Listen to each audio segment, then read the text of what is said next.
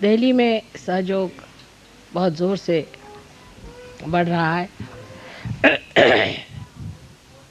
और जब कोई चीज़ बढ़ने लग जाती है तो याद रखना चाहिए कि उसका फैलाव ज़्यादा होते वक्त उसकी जो सबसे कीमती चीज़ है, उसकी क्वालिटी, वो गिरनी नहीं चाहिए। अगर उसकी क्वालिटी गिर जाए तो ऐसे फैलाव से कुछ फ़ायदा नहीं होने वाला। इसलिए सहयोगियों की क्वालिटी भी अच्छी रहनी चाहिए। अब आपसे एक बात निवेदन करना है कि आपके माने आपको जो परमात्मा से मांगी हुई 3 चीज़ें होती हैं वो तो दे ही दी। एक तो होता है सालोक्य, जैसे कि हम देख पाएँ परमात्मा को, सानिध्य कि हम परमात्मा के साथ रहें, कंपेनियनशिप,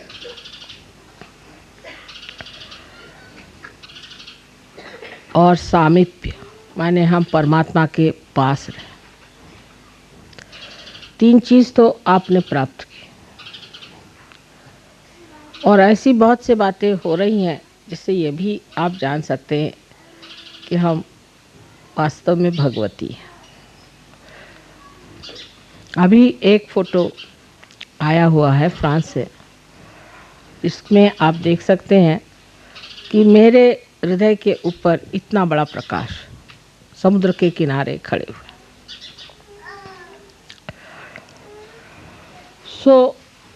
ऐसी अनेक चीज़ें हुई हैं। आकाश में बादलों पर भी मेरे फ़ोटो आए हैं। तरह तरह से चीज़ों से आप ये सिद्ध कर सकते हैं। देखिए, एक और उससे बढ़ के चीज़ आपको दी है मैंने, जिसे कहते हैं तादात्म्य, और यही सबसे कठिन चीज़ मेरे लिए भी है और इसी से ये कार्य भी हुआ है। तादात्म्य का मतलब यह है कि आपको मैंने अपने शरीर में ले लिया, आप सब मेरे शरीर में विचरण करते हैं। इसीलिए जैसे ही आप मुझे याद करते हैं वैसे कार्य सिद्ध होता है, सबको फ़ायदा होता है। जैसे ही आप मुझे याद करते हैं सारे मेरे शरीर में खबर पहुंच जाती है कि इसको ज़रूरत है। जैसे कि यहाँ उंगली में कहीं अगर चोट ज़रा सी लगी या यहाँ ज़रा सी सुई भी आप लगा दें उंगली में, तो सारा शरीर दौड़ेगा कि हाथ को बचा लें। तो सारे भगवान के जितने भी गण हैं, देवदूत हैं, सब आपके लिए दौड़ते हैं कि आपकी रक्षा हो जाए, आपको सुख मिले, आपने जो माना है, मांगा है, वो सब पूरा हो जाए। लेकिन जब आप में कोई दोष हो जाता है तो वो दोष मुझे झेलना पड़ता है।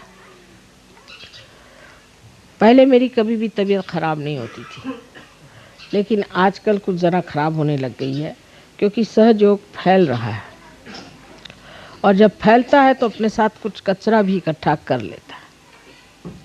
जैसे कल काफ़ी तबीयत ख़राब गई, इसलिए मैंने धर्म पे इतनी लंबी चौड़ी वार्ता की। इसका मतलब कि सहज धर्म जो है उसको अभी तक हमने समझा नहीं, सहज धर्म में हम आए नहीं। अब सहज धर्म क्या है कि हमारे पास एक विशेष वस्तु है, वो है चैतन्य को जानना। हम चैतन्य को जान सकते हैं, हम पहचान सकते हैं कि चैतन्य क्या है और क्या कह रहा है। लेकिन अधिकतर लोग जब कोई सा भी काम करते हैं, माने सहयोगियों से मेरा मतलब है, तो वो इस चैतन्य को, इन वाइब्रेशंस को नहीं जानते, उसको पहचानते नहीं, उनसे पूछते नहीं, उसका अवलंबन नहीं करते, माने उस पर डिपेंड नहीं करते। वो अपनी जो पुराने तरीके हैं उसी तरीके से देख के चलते हैं और इसीलिए उनका जो बर्ताव है असहज हो जाता है। अगर आप हर बार ये सोचें कि हमें चैतन्य के सहारे चलना है और चैतन्य की संवेदना लेकर चलना है तो आप सहज धर्म में आ जाएंगे। और जब सहज धर्म में आप सब आ जाएंगे तो मेरी तकलीफें अपने आप दूर हो जाएंगी। क्योंकि जैसे ही आप में कोई तकलीफ होती है फौरन मेरे चक्र बहुत ज़ोरों में चलना शुरू कर देते हैं और इतने ज़ोर से चलते हैं कि उससे मुझे तकलीफ हो जाती है। हालांकि मैं बीमार नहीं कभी पड़ती हूँ, सिर्फ चक्र ज़ोर से चलते हैं और वो बेकार, क्योंकि आपको तो उसका अंदाज भी नहीं लगता, आप तो जानते भी नहीं, कभी कभी आपको उसका लाभ भी नहीं हो सकता। क्योंकि मन से, हृदय से, बुद्धि से, हर तरह से आपको सोचते रहना चाहिए, सतर्क रहना चाहिए कि क्या मैं सहज धर्म में हूँ या नहीं। अब सहज धर्म में मनुष्य जो है वो किसी चीज़ से कॉम्प्रोमाइज़ नहीं कर सकता, क्योंकि अब मैं सहज धर्मी हो गया। आप कोशिश करें कॉम्प्रोमाइज़ करने का, आपको तकलीफ होगी और मुझे भी तकलीफ होगी।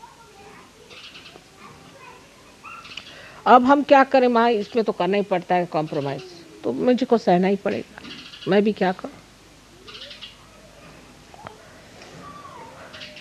बहुत से मामलों में सहज चीज़ समझ में नहीं आती। जैसे आज एक साहब ने हमसे कल बताया कि यहाँ पे निर्मला योग के छापने के लिए आप एक पता नहीं एक ये मशीन ले लीजिए, एक वो मशीन ले लीजिए। तो मैंने कहा अच्छा ले लीजिए। पहले तो मैंने कह दिया कि किसी को नाराज़ नहीं करना चाहिए, क्योंकि फिर एकदम से मना कर देने से तो फिर हालत ही ख़राब हो जाएगी। लेकिन हमारे पहचान के एक साहब हैं छापखाने वाले, उनसे आज सवेरे बुलाया क्योंकि वाइब्रेशन पे बात ठीक नहीं लगी थी।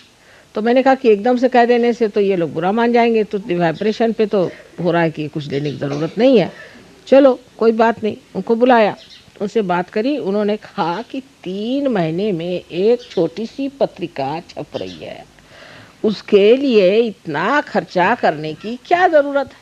उसको हंसी आ गई। से कहा कि साहब ये तो कोई जो किताबों पे किताबें लिखता वो भी नहीं इतना खर्चा करता, तो आप सिर्फ एक छोटी सी पुस्तकी के लिए इतना खर्च क्यों कर रहे। मैंने कहा तो मुझे लग रहा था, लेकिन मैंने सोचा तुमसे पूछ लूं। कहने लगे कि मेरे दोस्त का एक छापखाना है, वो आपके आधे दामों जो कहिए सो कर देगा, उसके पास एक से एक बढ़िया मशीनें हैं। अब आपको जो एक छोटी सी किताब 3 महीने में एक बार छापनी है, उसके लिए आप सारा छापखाना खरीदना चाहें तो इसे क्या कहा जाए। तो ये सहज नहीं हुआ। अब अगर मैं एकदम से कह दूं कि भाई ये नहीं करना चाहिए तो बुरा लग जाएगा। अच्छा अगर मैं थोड़ी देर बाद कहती हूँ तो फिर लोग ये सोचते हैं कि माँ को किसी ने पॉइजन किया इनके ईयर्स, किसी ने कह दिया। ये बड़ा कॉमन। अरे भाई मेरे पॉइजन करने वाला अभी तक तो पैदा नहीं हुआ।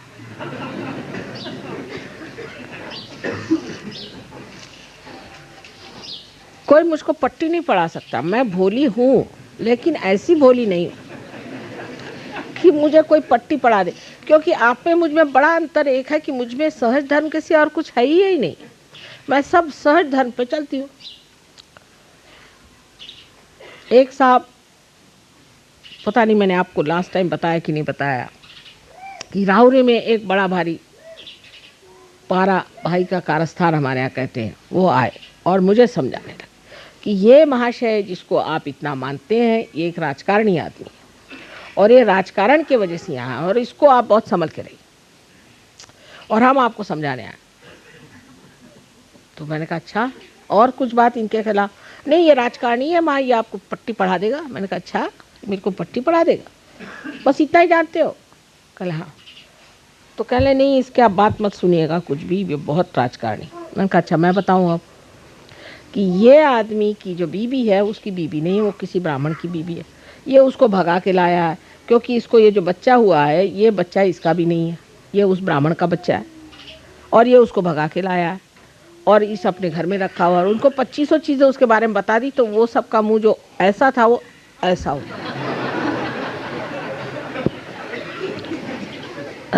और वो कहने लगे कि माँ आप सब ये बता रहे हैं इनके लिए। मैंने कहा हाँ भाई मैं तो सब ये जानती, अब तुम बोलो, इस तरह हटा लीजिए, बहुत ठंडा है। इस पे कोई, यहाँ पे कोई, हाँ शाल डाला। अब यही सब सहज की बात फिर हुई कि अब जब आप वहाँ तकिया रखिएगा तो उस पर कोई भी चढ़ेगा तो सब चीज़ खींच जाएगी। अब गर्मी के दिनों में रेशम अगर कोई नीचे रख दे तो हो गया ठिकाना। आप लोग तो आराम से बैठे, मुझको रेशम पे बिठा के ठंडा कर रहे हैं।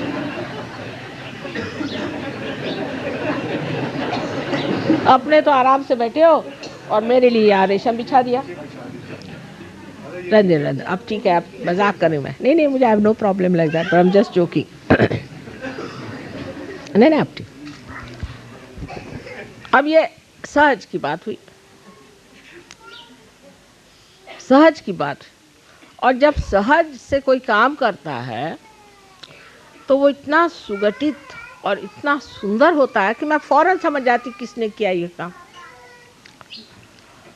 अपने दिमागी घोड़े दौड़ाने से गड़बड़ होती है, पहली चीज। दूसरे ये कि हम सोचते हैं हम सहयोगी हैं तो अब हम चाहे जो भी कर लें।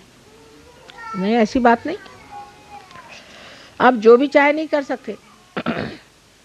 अब मेरे घर में इतने अकाउंटेंट लोग सीखे हुए हैं, अकाउंट्स इतने सीखे हैं कि मैं अकाउंट्स जानती ही नहीं, बिल्कुल एक अक्षर भी नहीं।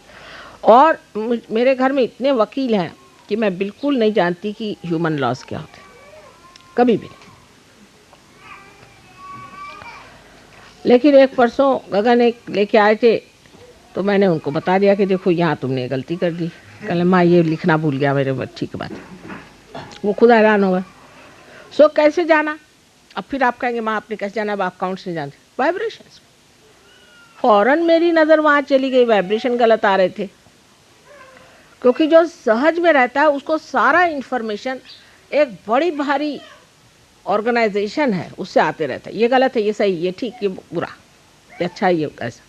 फौरन मुझे सोचना भी नहीं पड़ता। मेरा तो कंप्यूटर ऐसा कि फौरन उसी मोमेंट, अब मैं दिखाऊं चाहे नहीं दिखाऊं वो मेरी चालाकी, लेकिन मैं जानती सब कुछ हूं। और आप लोग भी सहज में आ जाएं तो मेरा भी लाभ और आपका भी लाभ होगा। हर मामले में सहज में रहना चाहिए। और सहज में रहने के लिए हमको ये याद रखना चाहिए कि अब हमारा पुनर्जन्म हो गया है। हम एक छोटे से बालक की तरह अब इसमें आए, अभी बहुत कुछ सीखने का है। और जैसे ही सहज मार्ग से माँ ले जाएगी हम ऐसे ही जाएंगे। गलतियाँ तो हमसे बहुत होती है और हो रही, कोई बात नहीं। अरे तो आपसे गलती नहीं होगी तो हमारे आने से मतलब ही क्या। लेकिन हमसे गलती होती है, एक बात पहले ये मान लेना चाहिए। तो जहाँ तक हो सके अपने वाइब्रेशंस को इस्तेमाल करें। अब जैसे एक महाशय हैं, उनका अपने बीवी से झगड़ा हो गया, समझ लीजिए। तो मैंने कहा भाई वाइब्रेशंस देखे तुमने? कहा नहीं। तो मैंने कहा ठीक है, अगर आपको कांट हियर आई कुड नहीं, लाउड, अगर आपको कोई कहे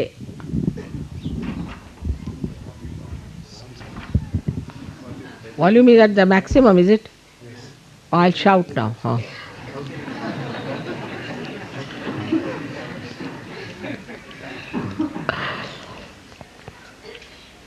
कि साहब आपकी बीवी बहुत खराब है, तो मान गए कान के कच्चे हैं आप। अरे भाई वाइब्रेशन देखो ना, कान के कच्चे भी हो गए, वाइब्रेशन के पक्के होना चाहिए। अब समझ लीजिए हमने कह दिया कि भाई हम नहीं आ सकते कल, नहीं आपको आना ही होगा। तो जो कहेगा वही टाइम पे नहीं पहुंचेगा, उसी के घर में कोई गड़बड़ हो जाएगी। क्योंकि हमको आगा पीछा नीचा ऊंचा सब दिखाई देता है ना, तो जबरदस्ती नहीं करनी चाहिए।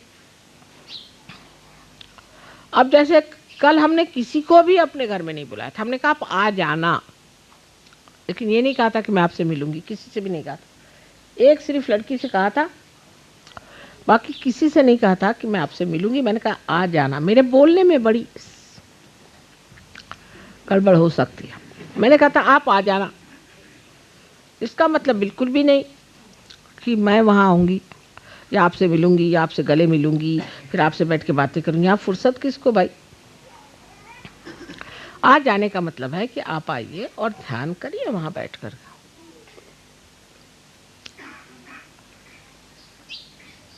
और कोई इससे मतलब नहीं है। तो हम आपके इंतज़ार में बैठे रहे, भाई हम तो वहीं हैं, इंतज़ार क्यों कर रहे थे। आप बैठते ध्यान करते चले जाते। मॉरेन साहब भी घबरा गए दिल्ली वालों से, वो तो भाग रहे वापस महाराष्ट्र। आप इनकी दुम पकड़िए नहीं तो भाग जाएंगे। वो पहले ही मुझे बता गया, मैं साफ साफ बता दूं आपसे। ये कह रहे हैं कि महाराष्ट्र में 10,000 आदमी भी आपके सामने से गुजर जाएगा, कभी ना आपके पाँव छुएगा ना कोई सामने एक फूल रख के गुजर जाए। घर आए मिलने, कहीं भी ऐसा हुआ कि आ जाना, तो हमारा तो वहाँ छोटा सा फ्लैट है, उसमें कोई इतने लोग बैठ नहीं सकते, तो बाहर लॉन में बैठे रहेंगे और लॉन से ही चले जाएंगे। लेकिन कभी नहीं कहेंगे कि तुम मुझे मिलाओ, तुम मुझे मिलाते नहीं हो, मिलाना ही चाहिए, अभी मैं उनके लिए आया था, मुझे क्यों नहीं मिलाया, ऐसा नहीं वैसा नहीं, माता जी हमसे मिलती क्यों नहीं। क्योंकि सहज भाव में जानते हैं कि माँ के समय पे हमारा अधिकार नहीं है, संसार में किसी का भी अधिकार नहीं।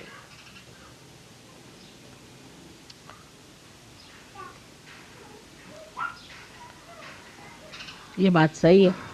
अब पहले तो हम दिल्ली में जब आए थे पहली मर्तबा, तो देखा कि प्लास्टिक के डिब्बे में थोड़ा सिंदूर रखा हुआ था और प्लास्टिक का एक लोटा कहीं से बाथरूम से उठा लाए पैर धोने के लिए, और एक प्लास्टिक का छोटा सा बर्तन चूरा था, उसको रख दिया पैर धोने के लिए। तो मैं तो, मेरा अगर आप उस वक्त का फ़ोटो देखे तो मारे घबराहट के मैंने कहा अरे बाप रे, अब इन पे क्या क्या आफत आने वाली भगवान जाने। धीरे धीरे सहज तमीज़ आ गई कि नहीं साहब ऐसे नहीं, ये ऐसा। अब इसी तरह से सहज गहनता से अपने हृदय में लेना चाहिए। कल इसलिए धर्म पे बात की कि सहज धर्म में आपको मेरे प्रति प्रेम है, मैं जानती हूँ, अत्यंत प्रेम है, और आप मुझे मानते भी हैं, ये भी मैं जानती हूँ। आपको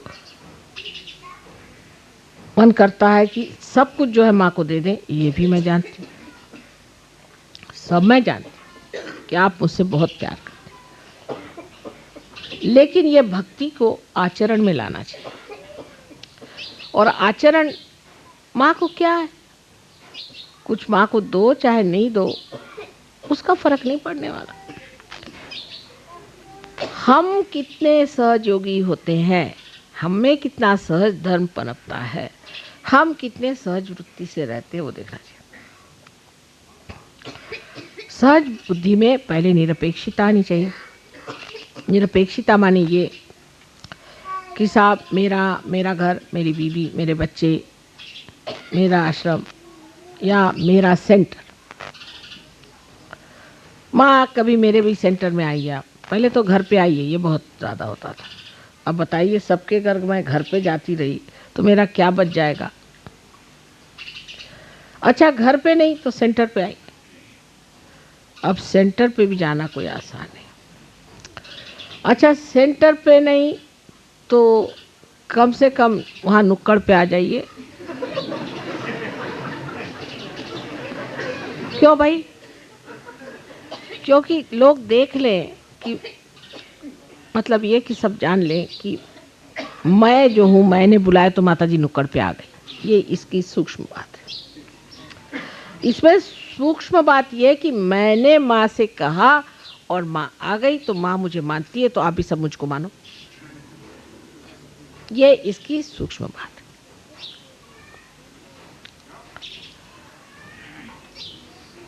जब ये बात समझ में आ गई कि माँ के लिए मेरा घर ही है, क्या मैं हूँ, सब माँ के ही लिए हूँ, तो फिर माँ आए चाहे नहीं आए।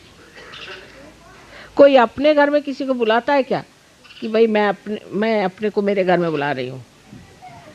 आप ही का घर है तो फिर बुलाते क्यों? और अगर आप ही का मेरा ही सब पैसा तो देते क्यों भाई? नहीं, मैंने मतलब ये कि सर्वसाधारण भाषा में मैं कहूँ कि ये कड़ा मैं अपने को देती हूँ तो आप कहेंगे ये कोई बात हुई? या मैं अपने को मेरे घर में इनवाइट करती हूँ, कहे क्या हस्बैंड से झगड़ा हो गया क्या? इसी प्रकार सहज भाव में मनुष्य को ये नहीं सोचना चाहिए ये मेरा घर है, ये मेरे बच्चे हैं, ये सब माँ के ही हैं। तो जहाँ भी माँ है उनके ही है।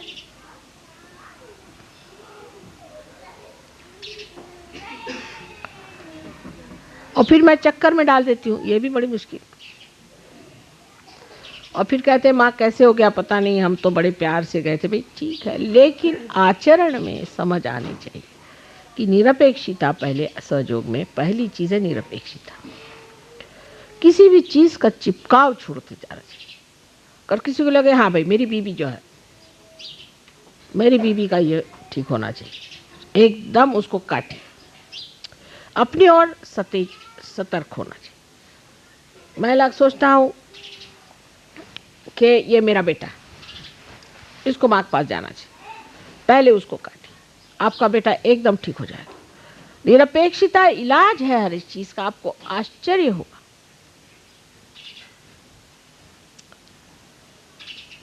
कल ही एक आई थी हमारे पास, कहने लगे कि माँ मुझे पैरालिसिस था, मुझे ये बीमारी थी, मुझे वो बीमारी थी। मुझे तो उनकी शक्ल भी याद नहीं, एक बार सामना हुआ था और एकदम फर्स्ट क्लास हो गई।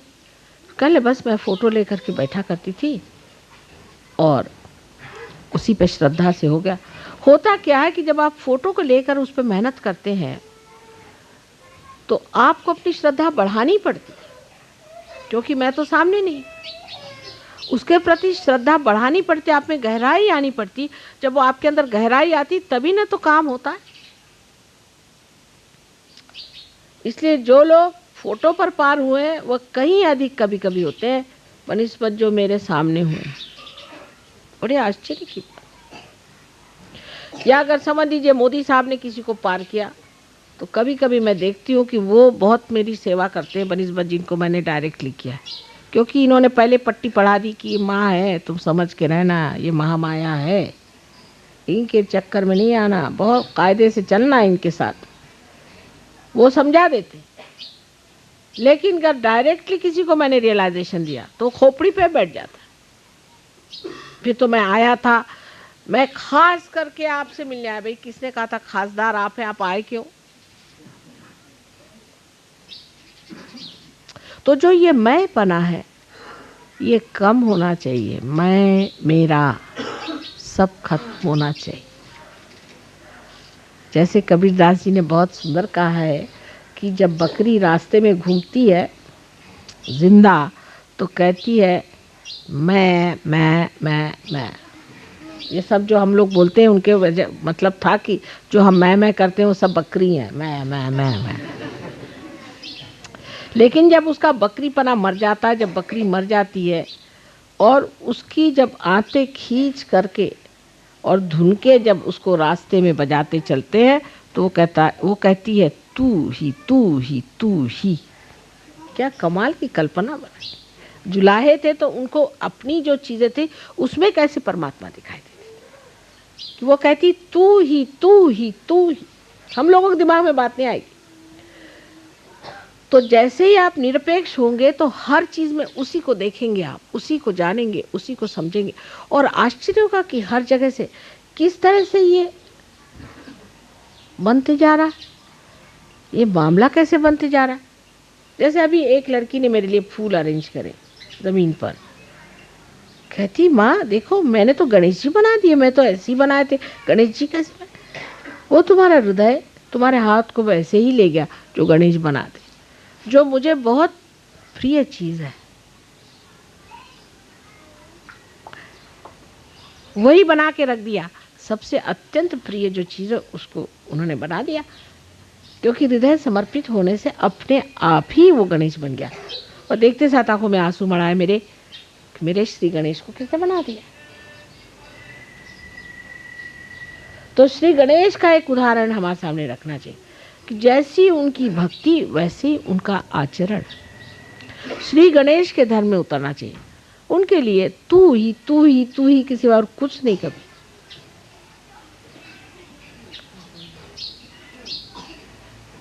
एक पांव पर खड़े रहते हैं, मुंह से कहने की जरूरत नहीं, इच्छा करने की भी जरूरत नहीं। किसी ने कुछ कह दिया मुझसे कि गए उसके पीछे में सारे उनके गण दौड़े और ठिकाना लगा दिया। और अगर आप बेकार है तो दूसरे हाथ में परश भी लिए के खड़े, एक ठिकाना कर देंगे, माँ से जाके ऐसी बात क्यों कही। ऐसे गणेश जी को अपने सामने रख के, और आपको भी सहज धर्म में उतरना चाहिए। सहज धर्म में उतरते ही आपको इतनी अंदर से शांति आएगी, क्योंकि जो कुछ आपके अंदर आरक्षा का विचार है, इनसिक्योरिटीज है, वो एकदम खत्म हो जाती। हम तो परमात्मा के गोद में खेल रहे हैं, हमको क्या आरक्षा और क्या है। तो सुरक्षित, बिल्कुल सुरक्षित से भी बढ़ के। सहज आदमी में एक तरह का और ही बर्ताव होता है, और उस बर्ताव को हमें स्वीकार करना चाहिए। जिद छूट जाती है, जिद्दें छूट जाती है, जबान बदल जाती है, स्वभाव बदल जाते हैं। हीरे को तराशना पड़ता है, सहयोगी अपने आप ही हीरे जैसा उसका हीरा आत्मा सामने आता है, उसके पहलू गिरते जाते हैं। और मैं देखते ही देखते मुस्कुराती रहती हूँ, खुश होती हूँ, वाह भाई वाह, क्या हीरा चमक रहा है।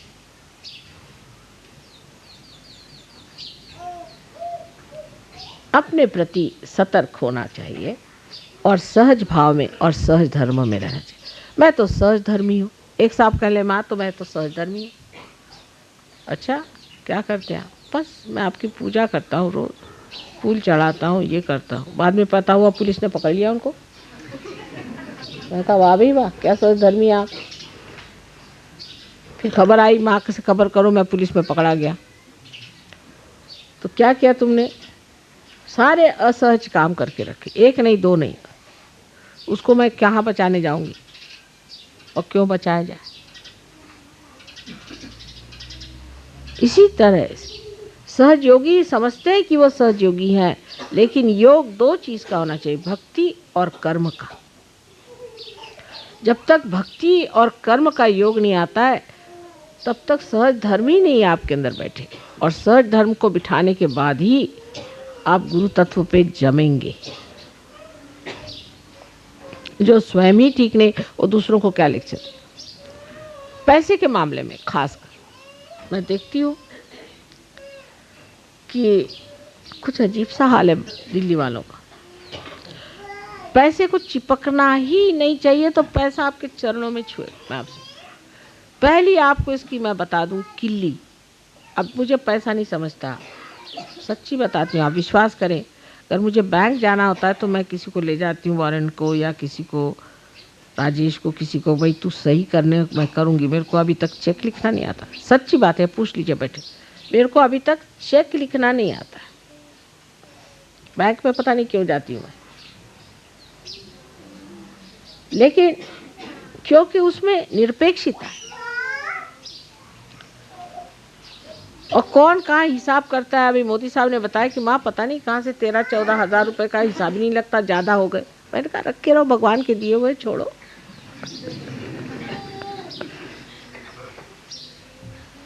अब जब भगवान ने सबको 14,000 एक्स्ट्रा और दे दिए तो रखे रहो, अभी लग जाएंगे कहीं ना कहीं। क्या है,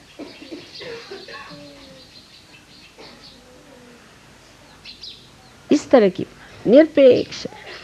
निरपेक्षता का मतलब यही हो गया कि हमने परमात्मा पे सब छोड़ दिया, जैसे राखहु तैसे ही रहो, बस छोड़ो। ये सहज धर्म में बैठना चाहिए। आप पैसे की चिंता छोड़िए, किसी चीज की चिंता छोड़ दीजिए, सिर्फ अपने आचरण को सहज में लाइए। जो आदमी कहता है मैं बड़ी परेशानी में, वो सहज है ही नहीं, वो आदमी सहज हो ही नहीं। मुझे ये परेशानी, मुझे वो परेशानी, रात दिन मुझे ये परेशानी तो वो परेशानी, मुझे ये परेशानी, घर नहीं मिला तो फलाना नहीं मिला, तो बीवी नहीं मिली तो बच्चे खो गई, तो फलाना हुआ तो ठिकाना हुआ। तो जब मिला उनकी शक्ल देखो तो आदमी भागता, अरे बाप रे, फिर आ गया कोई ना कोई प्रॉब्लम। लेकिन ऐसी बात नहीं। जो सहज होता है, कैसे हो भाई तुम धुमाल, कैसे माने मैं समुद्र में तैर रहा हूँ। कौन से समुद्र में? आनंद के समुद्र में तैर रहा हूँ, आप क्या पूछ रहे हैं मेरे को? ये बात हुई ना कायदे की। और नहीं तो कोई आदमी हर समय अपनी परेशानी लेके बैठेगा, अंत में वो ऐसी बड़ी परेशानी में फंसेगा कि फिर उसको कोई भी नहीं मदद कर पाए। खासकर हिंदुस्तानियों का रिवाज ये है, अगर किसी ने कहा कि कैसी तबीयत है, साहब ठीक हूँ, क्या हाल है? बुरा हाल हो दुश्मनों का, मैं तो भला हूँ। हालांकि कैंसर की बीमारी होगी, लेकिन वो कभी ये नहीं कहेगा कि मुझे तकलीफ है। ये हिंदुस्तानी, ये अपनी भारतीय संस्कृति। अरे सुना तुम्हारा बच्चा ठीक नहीं, अरे तो फिर 10 बच्चे होंगे तो और क्या होगा, एक आध बच्चा तो बीमार पड़ना ही हुआ। ये हिंदुस्तानी तरीका। और प्रॉब्लम भी मेरे ख्याल से मॉडर्न शब्द है। पहले हम लोग प्रॉब्लम सिर्फ ज्योमेट्री में ही जानते थे। नहीं, सच बात है।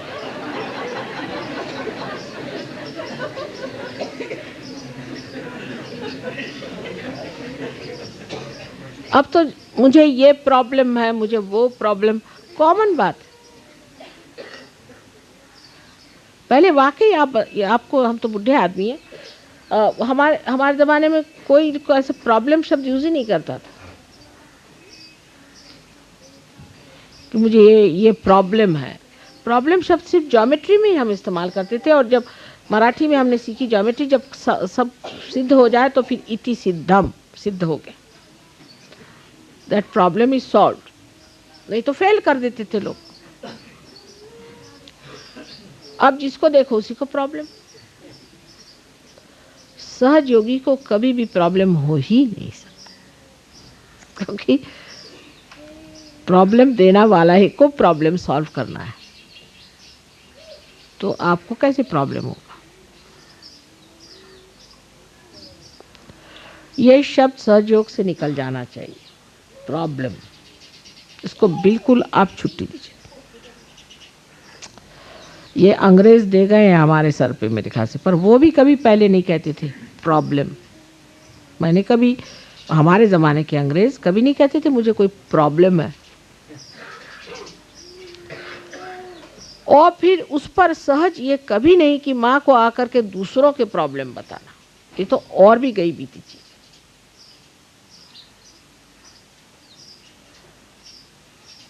अगर आपको विश्वास है तो सब ठीक होने वाला। कोई आपके पास आए, मेरा बेटा बीमार है, ये चलो लगाओ, फोटो लगाओ, चलो करके देखो, हो जाए। लेकिन जैसे ही पार होता है आदमी ये सोचता है, आश्चर्य की बात है कि मेरे कितने रिश्तेदार बीमार हैं, सबका पता लगाओ, सबको तार करो, लिस्ट बनती है रोज, सबको तार करो, उनका पैसा आने जाने का खर्चा दो, सब कुछ करो। जब माँ आ रही है तो कम से कम उनके रिसेप्शन के लिए 15 कोढ़ी, 20 लंगड़े, 24 अंधे, ऐसे सब खड़े होने चाहिए। नहीं तो माँ का कोई सादर ही नहीं हुआ लूले लंगड़ों के सिवाय।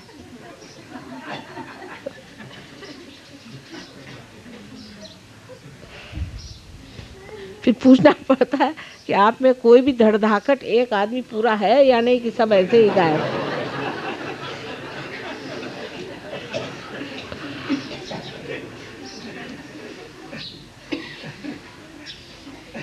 सो सहज में मनुष्य सोचता है कि माँ के लिए देना है तो एक सुंदर सा फूल हो, अच्छा फूल हो। कितने फूल दूं मैं मेरी माँ को? उसकी जगह खड़े कर दिए 25 लोग लाइन से। ये कोई सत्कार तो नहीं हुआ साहब। इसलिए शायद पहले ये प्रथा थी कि कोई आए तो गार्ड ऑफ ऑनर के लिए ऊपर ऐसे डंडे पकड़ते थे। कम से कम धड़धाकट ही लोग कर सकते थे, इसलिए वो बनाते थे गार्ड ऑफ ऑनर, कि मतलब ये कि जो धड़धाकट लोग हैं उनको खड़ा किया जाए। पर अब अगर ऐसा हम लोग करें तो क्या मेरे ऊपर डंडे बरसेंगे?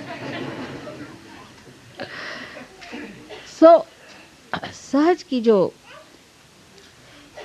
व्यवस्था है वो स्वस्थ व्यवस्था है, सुंदर है, अतीव सुंदर, अत्यंत बहारदार, आह्लाददायी, अनुपम, ऐसी व्यवस्था सहज की। और मैं हर एक चीज बारीक देखती हूँ और मन ही मन खुश होते रहती हूँ। जैसे आपने अभी इंतज़ाम स्टेज पे किया था, उसमें एक एक चीज़, हाथी और मछली जो जो बनाई आपने, उसके रंग तक मुझे सब मालूम। जिसने भी बनाए उसके प्रति मेरा प्यार उमड़ता है। पर आप आते ही साथ एक भूत सामने खड़े कर दो तो शक्ल बनी जाएगी कि नहीं, इतनी भी कोशिश करो तो यही हो जाता। सो सहज भाव में माँ को देने का जो भी है वो ऐसा हो जिससे माँ प्रसन्न हो जाए। और किस चीज़ से प्रसन्न होती माँ? हमारे प्रसन्न मुख से। और जो चीज़ें संसार में प्रसन्न है, माने बच्चे और फूल, मुझे इनसे बड़ा आनंद आता है। बच्चे और फूल ऐसी सुंदर चीज़ परमात्मा ने बनाई है कि जो बहुत प्रसन्न चित्त है। कल ही मुरझा जाएगा फूल, चाहे 2 घंटे बाद ही मुरझा जाएगा, लेकिन जब मेरे सामने आता है तो प्रसन्न है। और मैंने ये भी देखा है कि जब मेरे कमरे में रखा जाता है तो बढ़ जाता है फूल, अपने आप उसकी साइज बढ़ जाती है, इतनी प्रसन्नता उससे होती है। इसी प्रकार आप भी समझ लें कि जब आप प्रसन्न होकर मेरे पास आएंगे तो उस प्रसन्नता का ही वरदान आपको, आपकी स्वस्थता, आपकी जो कुछ प्रॉब्लम्स हैं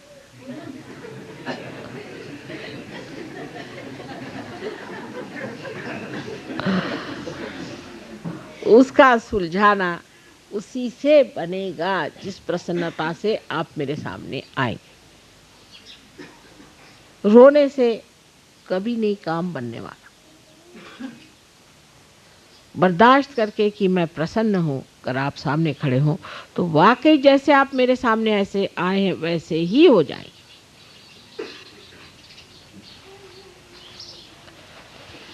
तो सहज भाव को हमें लेना है, सहज धर्म को हमें लेना है, और सहज प्रसन्नता को प्राप्त करने के लिए पहले स्वयं प्रसन्न रहना चाहिए। पहले एक शब्द ज़्यादा इस्तेमाल होता है, मनहूसियत। आजकल वो शब्द कहीं रह ही नहीं गया, क्योंकि सभी शायद मनहूस ही घूमते हैं। और विदेश में तो अगर कोई मनहूस नहीं होगा तो उसको लोग कहते हैं इज नॉट हैंडसम। एक साहब बड़े मनहूस थे और वो बड़ा वहाँ लोग उनको अप्रिशिएट करते थे। कहने लगे, मैंने कहा कि क्यों? कहले ही इज़ वेरी हैंडसम। मैंने कहा ये तो उसका अंदर गया खपड्डा बना हुआ, हालत ख़राब, हर समय आंखें ऐसी जैसे कहीं से स्मशान भूमि से चला रहा है। He is very handsome. उनका सभी उल्टा हाल है, खोपड़ी उल्टी है ना तो उल्टा ही देखते।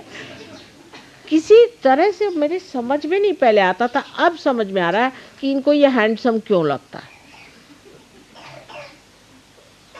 औरतें जो बिल्कुल चिड़ी मारका जिसे कहते हैं हिंदी भाषा में, वो उनको पसंद आया। बताइए कि एक फूंक दीजिए तो वहां जाके गिर पड़ेगी। वो कहने लगे सुंदर है। कैसे भाई, कौन से एंगल से?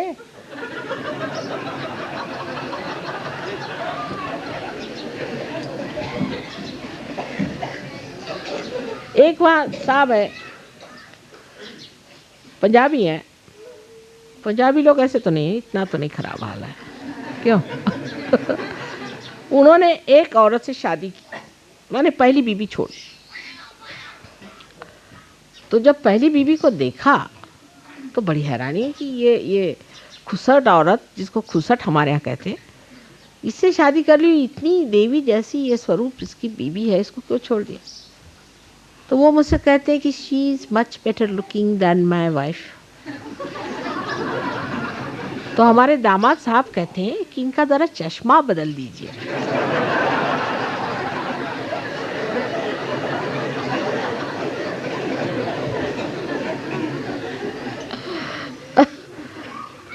तो लोगों की धारणा जो है एकदम उल्टी बनती जा रही है। और अगर हम अंग्रेजों को फॉलो करें तो पता नहीं किसको हम लोग खूबसूरत समझेंगे। कभी कभी तो जिसको देख करके आपको घिन चढ़े उसी को लोग खूबसूरत कहने लग जाते हैं। कुछ समझ में नहीं आता है कि जो वो ऐचे ताने होते हैं एप्ट्यूस एंगल वाले,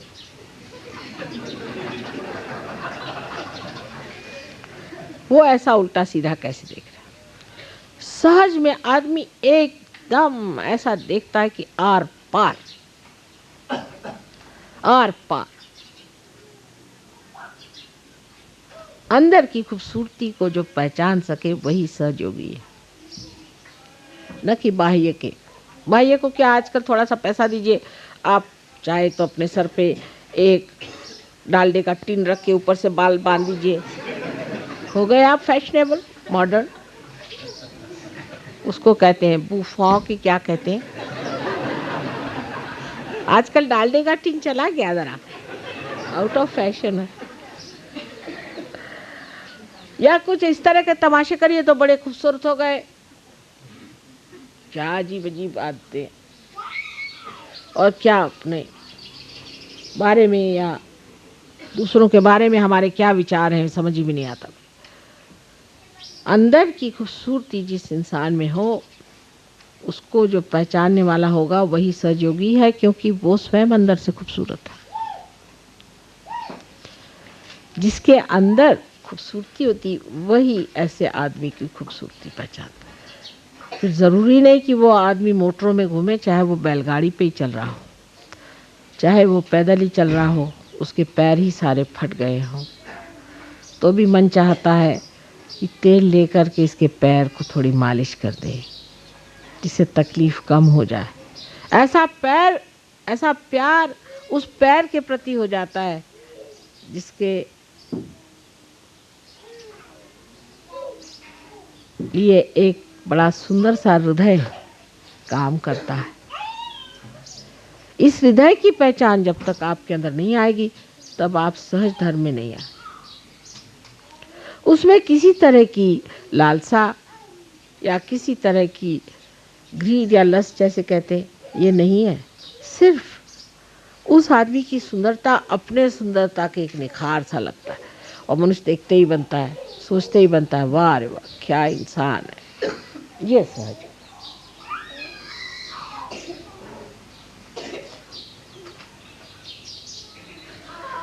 सहज धर्म पे अनेक बातें इंसान कह सकता है। ये बाह्यता नहीं, ये अंतर योग से पाया हुआ धर्म है। इसको अनेक तरह से हम जान सकते हैं। जैसे सहज धर्म में कोई किसी की बुराई करना, किसी धर्म की बुराई करना पाप माना जाता है। किसी भी रियलाइज सोल को क्रिटिसाइज करना ये महापाप माना जाता है। इतना ही नहीं, किसी भी देश के किसी भी महान संत या अवतरणों को भी किसी तरह से एक दूसरों से कम ज़्यादा समझना भी पाप माना जाता है। सब एक ही समान है। जिस तरह हमारी एक आँख और दूसरी आँख, या ये हाथ और आँख, इसमें हम कोई भी फर्क नहीं समझते, इसी प्रकार सारे धर्मों का पूर्णतया हम मान करके मस्जिद के सामने जा करके और वहाँ पे बंदर जैसे गाने गाने की कोई ज़रूरत नहीं। ऐसे कौन बड़े सुरीले गाने आप गाते हैं, अच्छे भले आदमी नींद से भाग जाए। और मस्जिद वालों को भी उठ करके कहीं पे जाके मस्जिद बना दी तो वो रामचंद्र जी की भूमि है, उसको थोड़ी पा सकते, वो तो कल ही उद्ध्वस्त हो जाएगी। हाँ, मस्जिद बनाई तो भी वो रामचंद्र की तो मस्जिद है। रामचंद्र जी कौन थे, उन्हीं को तो याद करते हो। जब अकबर की बात करते हो तो और कुछ को याद कर रहे हो। मोहम्मद साहब ने साफ साफ नहीं कह दिया तो क्या हुआ, हम तो बता रहे हैं कि अकबर तो वही थे जो श्री राम थे। वहाँ मस्जिद बनाओ, चाहे मंदिर बनाओ, चाहे चर्च बनाओ, कुछ भी बनाओ, इबादत तो एक ही उसी राम ही की तो हो रही है। राम कहो या रहीम कहो, फिर झगड़ा किस बात का है। ठीक है मस्जिद है, ठीक है, आते हम तुम्हारे मस्जिद में और वहाँ आके हम नमाज पढ़ेंगे, लेकिन मुल्लाओं से नहीं, हम अपनी तरफ से। झगड़ा किस बात का रह जाएगा फिर। मंदिर मस्जिद का झगड़ा नहीं है, यह मुल्ला और प्रीस्ट का झगड़ा है, क्योंकि पेट की बात है साहब। मस्जिद वाले पैसे कमाएंगे कि मंदिर वाले कमाएंगे, बस यही बात है। सहज धर्म में क्योंकि पैसे का इतना भी महत्व नहीं है, ये झगड़ा ही मिट जाता है, ये झगड़ा ही नहीं। सहज धर्म में सबसे बड़ी बात यह है जिसको हमें जानना चाहिए कि हम आत्मा के धर्मी हैं, हम आत्मज हैं, आत्मा में स्थित हैं, आत्मा का वर्ण किया है, वही एक जानने का, पाने का और महत्व करने का एकमात्र साधन, एकमात्र वस्तु, और बाकी सब कुछ व्यर्थ। इसलिए सहज धर्म में लड़ाई झगड़ा होने का कोई सवाल ही नहीं उठता, क्योंकि आत्मा सबके अंदर एक ही है। और जब आप सब में मैं प्रेम की बातें देखती हूँ, दोस्ती चारा देखती हूँ, तो बड़ा आनंद आता है। अब आजकल डॉक्टर वॉरेन की और डॉक्टर तलवार साहब की दोस्ती है, बनी रहे, क्योंकि दोनों काफ़ी रोरिंग लोग हैं। धीरे धीरे घट रहा है रोरिंग भी, लेकिन तबीयत खुश हो जाती देख के कि ऐसी दोस्ती हो। How many friends you have, Venugopalan? All are. No, one you tell me. No, I don't believe it. First start with one friend, then with two, then with three. All means it is lost. Let us see, there is one friend of mine. Start it like that. This is just a crowd. All are your friends. Who is your friend, Subramanyam? No. Me, forget about me. I am like a bubble. Mother, I came to him 7th November. Acha, whatever it is. How many friends you have got here? Let us see. I have no enemy, man. Huh? I have no enemy. No, enemy नहीं, friend. Verma साहब आपका कौन दोस्त है? एक दोस्त बताइए। नहीं, अब तो ये बताना ही पड़ेगा।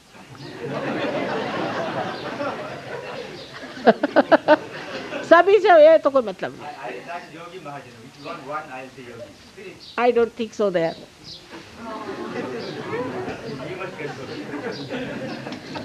I wouldn't say that. I wouldn't say that. अभी वो फ्रेंडशिप नहीं। इतने फॉरेनर्स आए, किससे दोस्ती हो गई? अछूते रह जाते। एक दोस्ती करके दिखाओ, एक दोस्त पहले, let us.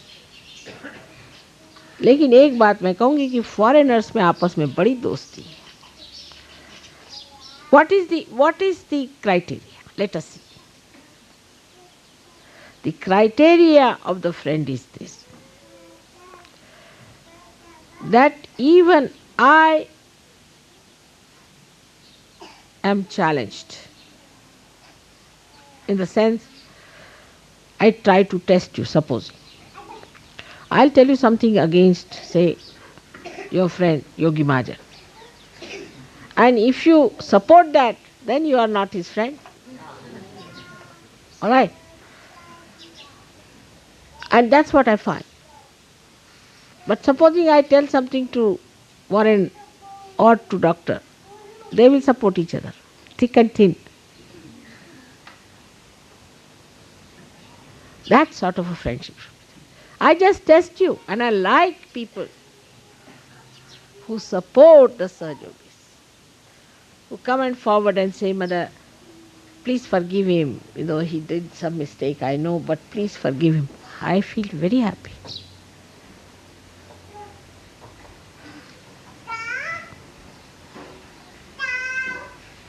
That's how we correct each other in true friendship. But most of you will say one thing, my wife is my friend.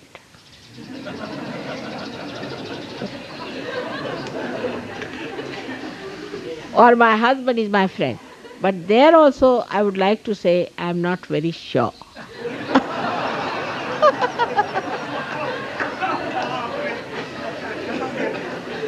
तब अब क्या होएगा? Imagine all of you are cells in my body and nobody is friendly. How am I to carry on the message? How am I to carry on this body of mine?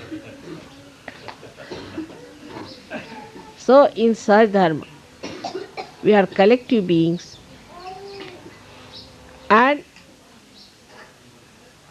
we stand by each other even if we face our mother.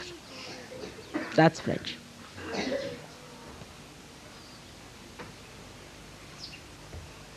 You have to support each other, help each other. Please forgive mother, he might have done mistake. Please help him, mother. That I love the most of all. Doctor चुग आपकी कौन बीबी है? उसके अलावा कोई और friend है कि वही एक? दोनों साथ ही बैठे हो क्या? उधर बैठ गए, चलो नसीब।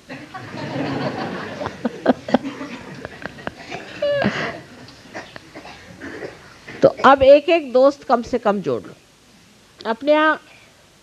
वो तो होता है राखी बंधन, लेकिन भाई बंधन एक करना चाहिए।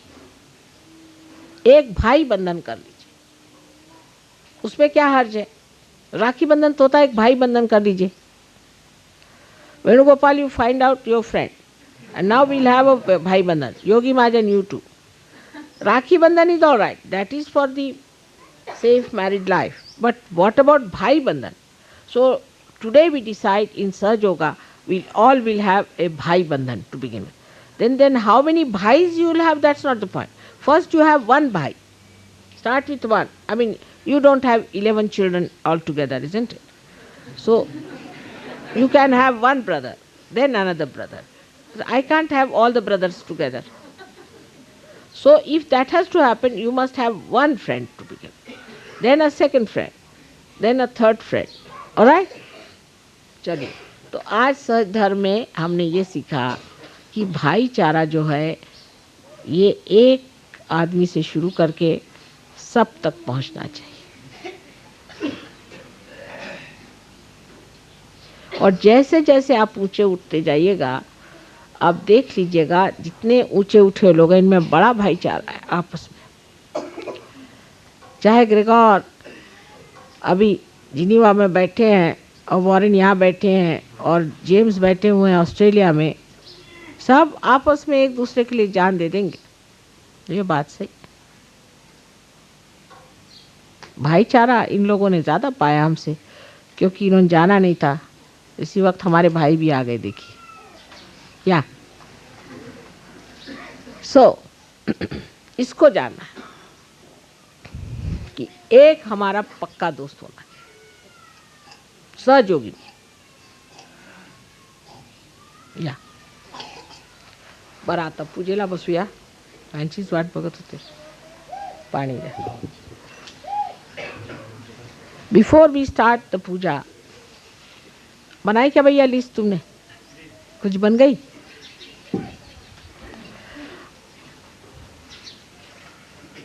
बहन चारा तो नहीं है ना? नहीं तो लिस्ट बनेगी सब अपनी बहनों की, वो नहीं होनी चाहिए।